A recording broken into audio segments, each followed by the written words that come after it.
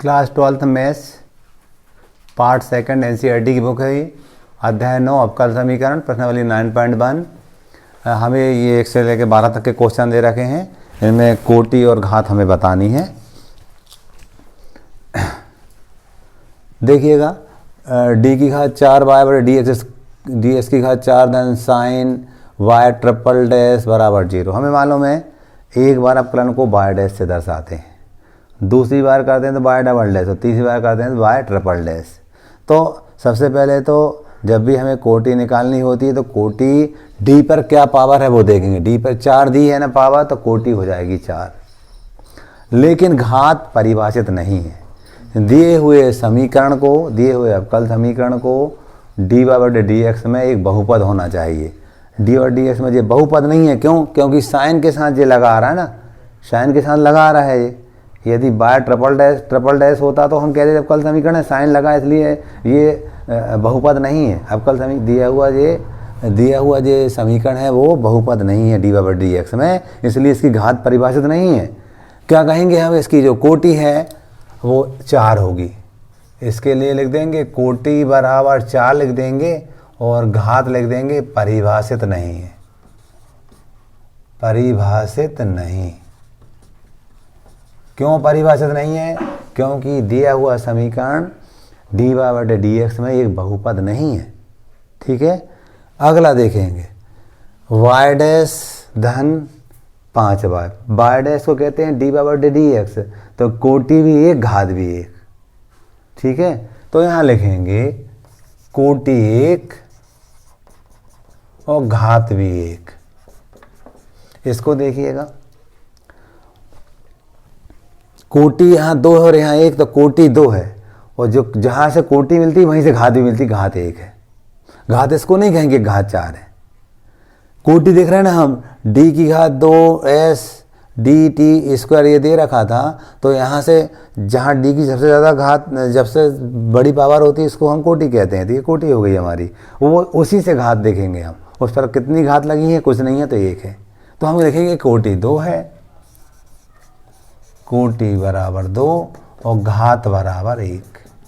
अगला देखेंगे आप, यहाँ पर देखो कोटि 2 है, घात 2 नहीं कहेंगे हम, घात तो है ही नहीं ना, परिभाषित नहीं है। क्यों? काश के साथ डी वाई डी एक्स लिखा हुआ है। हम कहेंगे दिए हुआ समीकरण डी वाई डी एक्स में बहुपद नहीं है, इसलिए घात परिभाषित नहीं है। कोटि भर है 2 इसकी। ठीक है, क्या लिखेंगे? इसकी कोटि 2 है और घात लिख देंगे परिभाषित नहीं, परिभाषित नहीं है। अगला देखिएगा, कोटि 2 है और घात 1 है। डी पे घात 2 लगी ना, इसकी 2 बार डिफरेंशिएशन हो रहा है, तो जितनी बार डिफरेंशिएशन हो रहा है वही कोटि होती है। तो कोटि कितनी है हमारी? कोटि 2 और घात हमारी 1 है। इस पर घात कुछ नहीं है, तो 1 कहेंगे हम। यहाँ पर देखा हमने 3 बार डिफरेंशिएशन हो रहा है, इसलिए कोटि 3 हो जाएगी और घात कितनी हो जाएगी? 2। जितनी बार डिफरेंशिएशन होता है वो उसकी कोटि कहलाती है। तो कोटि 3 है और घात कितनी है? 2। वही जहाँ से कोटि मिल रही वो उसमें देखो घात कितनी है, घात रखी 2, अब तो 2 लिखेंगे घात। तो यहाँ पर लिखेंगे हम, इसकी जो कोटि है वो 3 होगी और घात क्या होगी हमारी? 2 होगी। ठीक है, यहाँ पर देखिएगा कोटि 3 है, घात 1 है। क्यों? समझ में आ गया होगा आपको। तो यहाँ पर लिखेंगे कोटि 3 घात 1। यहाँ देखो कोटि 1 घात 1, एक बार डिफरेंशिएशन तो कोटि 1, तो यहाँ लिखेंगे कोटि 1 घात 1। ठीक है, आगे चलते हैं हम। यहाँ देखो आप, कोटि 2 घात 1, इसकी घात 2 मत कह देना। ज़्यादा बार डिफरेंशिएशन जो होता है उसको कोटि कहते हैं, उसको कोटि कहते हैं। तो उस पर कितनी घात लगी है वही, उससे घात 1 है, कुछ नहीं है तो 1 है। तो यहाँ कोटि 2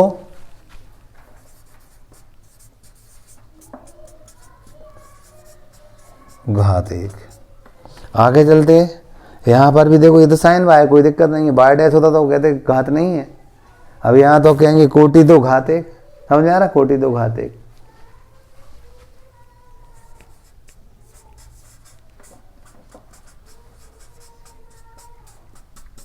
ऑब्जेक्टिव भी इसी टाइप से देखो। अब कल समीकरण दे रखा था, घात बताना था, इसकी घात क्या होगी। तो हम देख रहे हैं कि सबसे बड़ा डिफरेंशिएशन घात 2 करके 2 बार डिफरेंशिएशन, उसकी घात 3 दे रखी है, तो वो घात इसकी 3 होगी, इसका उत्तर 3 होगा। क्लियर हो गया। घात बताना था, तो जो ज़्यादा बार डिफरेंशिएशन की पावर 3 दे रखी, तो वही घात होगी। ठीक है। इसमें देखो अवकल समीकरण की कोटि क्या होगी, तो देखो डिफरेंशिएशन 2 बार है तो कोटि 2 होगी। ठीक है। तो इस टाइप से हमारी प्रश्नावली 9.1 कंप्लीट हो जाती है। अब 9.2 देखेंगे। क्वेश्चन नंबर 11 में बाई मिस्टेक में देख नहीं पाया, यहाँ पर घात तो परिभाषित नहीं है ना, साइन dy/dx लिखा है ना, दिया हुआ समीकरण dy/dx में बहुपद नहीं है, तो घात इसकी परिभाषित नहीं है ना। मैं बाई मिस्टेक में इसको पूरा देख नहीं पाया ध्यान से। साइन के साथ dy/dx लगा हुआ है ना, साइन का एंगल dy/dx दिया, ऐसा होता ही नहीं है ना। तो हम कहेंगे घात परिभाषित नहीं है। बाई मिस्टेक में ये लिख गया था, मैं उसको ध्यान से नहीं देख पाया था क्वेश्चन को। घात परिभाषित नहीं है, पहले भी मैंने देखा था। क्यों? दिया हुआ समीकरण dy/dx में बहुपद नहीं है, इसलिए घात इसकी परिभाषित नहीं है। तो 11वें का उत्तर डी वाला होगा। बाई मिस्टेक में ये लिख गया था। ठीक है। प्रश्नावली 9.2 है और इसमें क्या दे रखा था, y बराबर e⁻x+1 दे रखा था। हमें सत्यापित करना था कि ये जो है इस अवकल समीकरण का हल है। मतलब दी हुई बात का हम एक बार डिफरेंशिएशन करेंगे, तो इसको बाय डैश लिखेंगे, इसका करेंगे e⁻x ही होगा और 1 का हम जानते हैं 0 हो जाता है। सही है। फिर से एक बार और करेंगे तो बाय डबल डैश होगा, e⁻x करेंगे तो वही आ जाएगा। अब दिए हुए अवकल समीकरण का लेफ्ट हैंड साइड लेंगे, उसमें ये मान रखेंगे, रखने पर राइट हैंड 0 मिलना चाहिए, तो सत्यापित हो जाएगा। तो हमने लेफ्ट हैंड साइड लिया, वो क्या था, y double dash minus y dash था, ये भी e⁻x, ये भी e⁻x, घट गए तो 0 बचा, ये राइट हैंड आ गया और यही हमें सिद्ध करना था। Hence proved. क्लियर। सेकंड देखेंगे हम, इसका हम एक बार डिफरेंशिएशन करेंगे। देखिएगा, उसको बाय डैश लिखते थे, x की घात 2 का डिफरेंशिएशन करेंगे तो 2x मिलेगा और 2 ऐसा करेंगे तो 2 मिलेगा। ऐसी का 0, कांस्टेंट का 0 हो जाता है। अब क्या करते हैं, हम लेफ्ट हैंड साइड लेते हैं। ये क्या थी, y dash minus 2x minus 2 था, y डैश का मान था 2x प्लस 2, ये y डैश का मान 2x प्लस 2 था, माइनस 2x माइनस 2 घटाएंगे तो 0 बचा, बराबर राइट हैंड साइड आ गया। हम लिख देंगे इस प्रकार से 2। इस टाइप से हमने क्वेश्चन नंबर फर्स्ट सेकंड किए।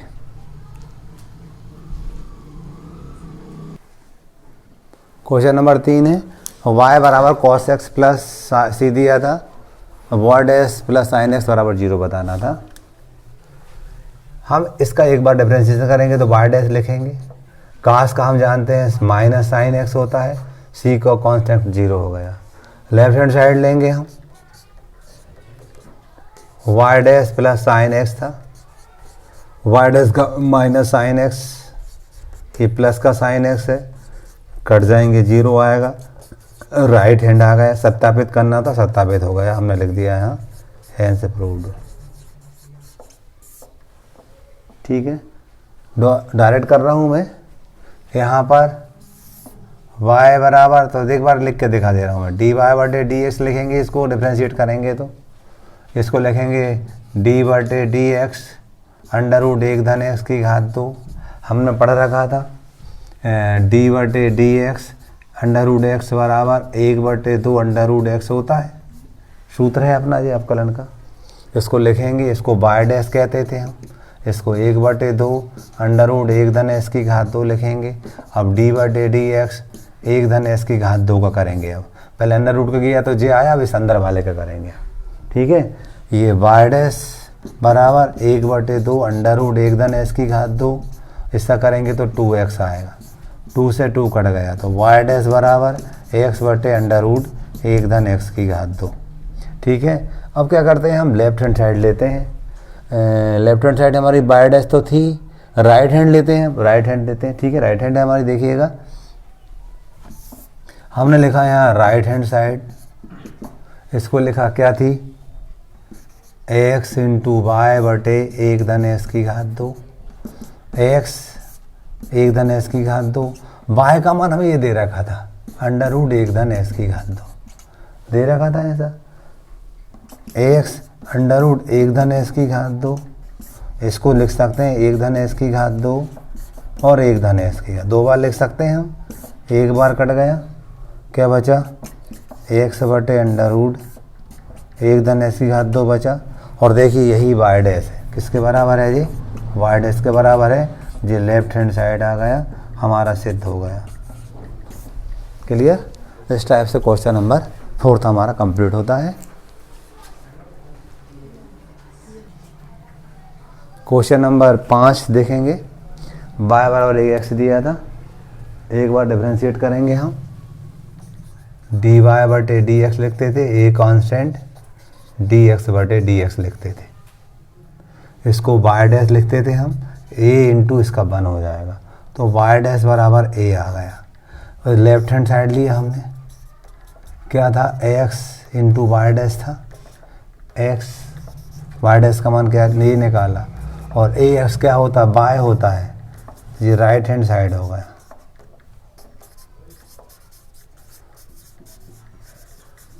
सबको समझ में आ गया होगा। देखा ए एक्स है ना, ए एक्स का मान y होता तो मैंने y रख दिया, राइट हैंड आ गया, सिद्ध हो गया। सिद्ध करना था कि y बराबर ये इसका हल है या नहीं, इसके लिए हमने एक बात ली, लेफ्ट हैंड ली, राइट हैंड ला दी है, राइट हैंड लेंगे लेफ्ट ला देंगे, ठीक है। इसको देखेंगे आप, 8वां सवाल था, डी वाई बटे डी एक्स बराबर डी बटे D X X into sine x, दो फलन गुणा सूत्र लगेगा, इसको हम वाई डैश कहते हैं, इसको हम वाई डैश कह देंगे। पहला फलन दूसरे का अवकलन धन दूसरा फलन पहले का अवकलन, वाई डैश बराबर एक्स साइन का कॉस एक्स होता है प्लस साइन एक्स, इसका 1 होता, 1 नहीं लिखा चलेगा। अब क्या करते हैं हम, उसका राइट हैंड साइड लेते हैं, बड़ा है राइट हैंड साइड, फिर लेफ्ट भी लेते नहीं आता है, तो फिर देखते हैं क्या स्थिति बनती है। हमने राइट हैंड साइड लिया, y plus x under root x square minus y square, देखिएगा y का मान हमारे पास क्या था, एक्स साइन एक्स है plus x under root x square minus y square, y square मतलब क्या लिखेंगे हम, x square sine square x, क्या किया समझ गए। y का मान रख दिया हमने, x y x sine x होता है, क्योंकि वर्ग है वर्ग लगा दिया। अगले पद में एक्स साइन एक्स प्लस ये क्या है हमारे पास, एक्स है, ये तो एक्स था, अब एक्स स्क्वायर बाहर लेंगे तो एक्स करके बाहर आएगा, वो अंडर रूट बचेगा, अंडर एक करने साइन स्क्वायर एक्स बचेगा।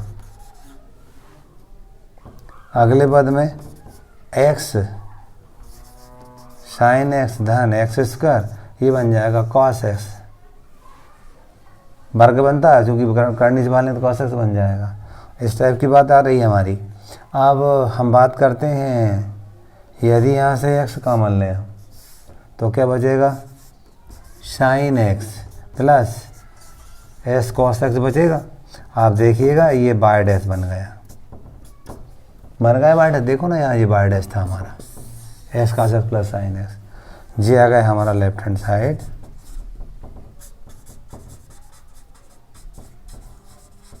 सेंस प्रूफ, ठीक है। इस टाइप से क्वेश्चन नंबर 6 हमारा पूरा हो जाता है। सवाल नंबर 7 जो दिया है उसके माध्यम से सिद्ध करेंगे हम, तो इसका दोनों पक्षों का इसके साथ डिफरेंशिएशन करेंगे हम।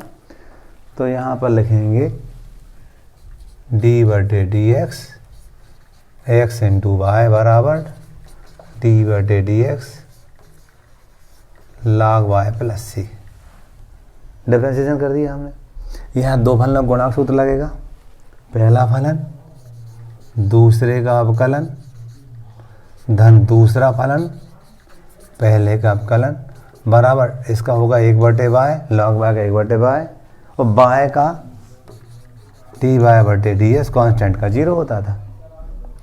आगे पद अगले वाले पद में x, इसको बाय डैश लिख सकते हैं हम y इंटू 1 बराबर 1/बाय, ये भी बाय डैश हो सकता। ठीक है, अगले पद में ये बाय दिख रहा है ना, इस बाय का गुणा करते प्रत्येक पद में गुणा करेंगे तो ये क्या हो जाएगा हमारा x/बाय डैश, ये हो जाएगा बाय स्क्वायर, ये क्या बचेगा बाय डैश, प्रत्येक पद में बाय का गुणा कर दिया। ठीक है, आगे हम करेंगे तो देखिएगा, हम बाय डैश वाले एक तरफ कर लेते हैं तो इसको उधर ले जाते पक्षांतर से, तो क्या मिलेगा बाय स्क्वायर बराबर बाय डैश माइनस x/बाय डैश, ऐसा बचेगा। तो बाय स्क्वायर बराबर बाय डैश कॉमन लिया हमने, अरे ये इधर लाए पक्षांतर से ऋण बन गया। अब बाय डैश कॉमन लेंगे तो 1 माइनस x/बाय बचेगा, ऐसे सीधे करने को देखते हुए कर रहे हैं हम। अब क्या करते हैं, बाय डैश यहीं रहने देते हैं, वाई स्क्वायर भी अपने स्थान पर है, इसको इधर लाएंगे हम तो 1 माइनस x/बाय बराबर बाय डैश, देखो यही लाना था हमें, यही लाना था हमें 1 माइनस x/बाय, है ना, हैंस प्रूव्ड। ठीक है, अगला देखो 8वां, y cos y बराबर x दे रखा था, डिफरेंशिएशन करेंगे दोनों पक्षों का x के सापेक्ष, तो d/dx y minus cos y और dx/dx। हम जानते हैं भाग करेंगे तो dy/dx होगा, cos का करेंगे हम तो माइनस साइन y होगा, माइनस का प्लस बनाऊंगा मैं, प्लस साइन y, और बाय करूँगा तो dy/dx और dx/ds का 1 हो जाएगा। ठीक है, इसको मैं बाय डैश बना दूंगा, बना सकते हैं अपन, और जे क्या था हमारा साइन y और जे भी बाय डैश बराबर 1, है ना। वाई डैश का मान निकालने का प्रयास कर रहे हैं हम, यहाँ से हम बाय डैश कॉमन लिया और 1 प्लस साइन y आया बराबर 1, ये वाई डैश बराबर 1/1 प्लस साइन y, जी बाय डैश का मान हो गया। ज़रूरत पड़ रही है हमें वहाँ, उस तरफ पड़ रही, लेफ्ट हैंड साइड लेंगे उसको हल करेंगे। तो देखिएगा हमने लेफ्ट हैंड साइड लिया, ये था y sine y plus cos y plus x, और ये था हमारा y डैश। देखिएगा y साइन y हमारे पास सही है, यही लिखेंगे हम। यहाँ से हम देखेंगे तो cos y भी यहाँ सही है, यही लिखेंगे। x का मान हम रख देंगे क्या, y माइनस cos y लिख देंगे, x का मान लिख सकते हैं हम। ठीक है, और y साइन y वही है, cos y वही है, x का मान हमने रख दिया y माइनस cos y, और ये y डैश था और y डैश का मान था 1/1 प्लस साइन y। आप देखेंगे cos y से cos y हमें कटता दिख रहा है, कट गया। यहाँ से y का मान लेंगे हम तो 1 प्लस साइन y बचेगा, ऐसा बटे में 1 प्लस साइन y अपने पास था ही पहले से ही, ये भी कट गया, क्या आया बाय आया, राइट हैंड साइड आ गया, हैंस प्रूव्ड। ठीक है, इस टाइप से हमने क्वेश्चन नंबर 8 भी कंप्लीट कर लिया। क्वेश्चन नंबर 9 डिफरेंशिएशन करेंगे हम दिए हुए का, d/dx x plus by d/dx tan inverse by, इसका 1 हो जाएगा x का, इसका dy/dx लिखेंगे, इसका 1/1 प्लस बाय, इसका tan इनवर्स बाय का, और बाय का करेंगे तो dy/dx। 1 प्लस इसको बाय डैश कहते थे, ये 1 प्लस बाय स्क्वायर, और ये क्या है हमारा वाई डैश है, ये वाई डैश है। हमें ये सिद्ध करना है, सिद्ध करने के लिए हम क्या करें, वाई डैश का मान भी निकाल सकते हैं हम। पहले हम पक्षांतर करते हैं और y डैश का मान निकाल के यहाँ रख देते हैं। पक्षांतर कर रहे हैं हम, तो पहले त्रिक गुणा कर ले रहे हैं, इसका त्रिक गुणा करेंगे 1 + y स्क्वायर का, यहाँ करेंगे तो 1 + y स्क्वायर ऐसा हो जाएगा, यहाँ करेंगे तो 1 + y स्क्वायर y डैश बराबर y डैश। अगले पद में y डैश का मान चाहिए हमें, तो हम क्या करें, इसको उधर ले जाते हैं। 1 + y स्क्वायर बराबर y dash minus 1 + y square y dash, ऐसा लिखेंगे। अगले पद में 1 + y स्क्वायर और y डैश का मान लिया तो 1 - 1 - y स्क्वायर। अरे y डैश का मान लिया तो यहाँ 1 बचेगा, यहाँ ऋण 1 और ऋण धन का ऋण y स्क्वायर। अगले पद में 1 धन y की घात 2 और y डैश, यहाँ धन 1 से ऋण 1 कट जाएंगे, ऋण y स्क्वायर आया। दिक्कत तो नहीं। पक्षांतर करके इधर लाएंगे हम तो क्या रहेगा जी, y डैश बराबर ऋण 1 धन y की घात 2 बटे y की घात 2, ये y डैश का मान आया। चाहो तो समीकरण कह दो, कोई इतना कहो तो अब भी डायरेक्ट मान रख सकते हैं हम। हमने लिया left hand side y square y dash plus y square plus 1, ऐसा था। y स्क्वायर y डैश का मान क्या था हमारे पास, ऋण का था, 1 धन y की घात 2 बटे y की घात 2, ये हमने लिख दिया धन y की घात 2 धन 1। अब देखिए ये वाली बात से ये बात कट गई, ऋण 1 ऋण y की घात 2 धन y की घात 2 धन 1 कट गए तो 0 आया, राइट हैंड साइड आ गया, हैंस प्रूव्ड। ठीक है, अब हम करेंगे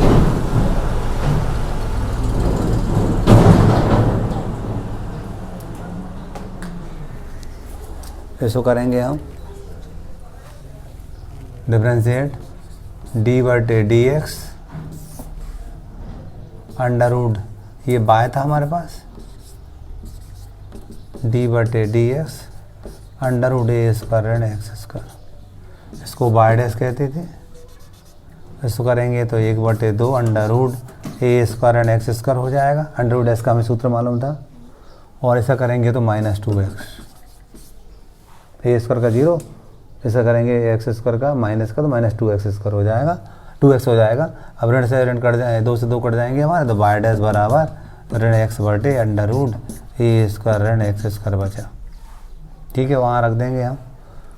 लेफ्ट हैंड साइड लिया हमने, ax plus y d y बटे डी एक्स था, ax y का मान क्या था हमारे पास, अंडर रूट ए स्क्वायर ऋण एक्स स्क्वायर है, इसको डी वाई डी एक्स का मान निकाला हमने, ऋण एक्स बटे अंडर रूट ए स्क्वायर ऋण एक्स स्क्वायर। आप देखोगे ये वाली बात से बात कट गई, एक्स धन ऋण का ऋण एक्स बराबर 0, ये आ गया हमारा राइट हैंड साइड। इस प्रकार हमारा सवाल नंबर 10 भी सिद्ध हुआ। क्वेश्चन नंबर 11, 4 कोटि वाले किसी अवकल समीकरण के व्यापक हल में उपस्थित स्वच्छ अचरों की संख्या होती है 4। व्यापक हल की बात कर रहे हैं तो अचरों की संख्या 4 होती है। और विशिष्ट हल की बात करते हैं हम, 3 कोटि वाले किसी अवकल समीकरण में विशिष्ट हलों के विशिष्ट हल में उपस्थित स्वच्छ अचरों की संख्या होती है 0। ठीक है, प्रश्न वाली 9.2 भी हमारी पूरी होती है। ठीक है।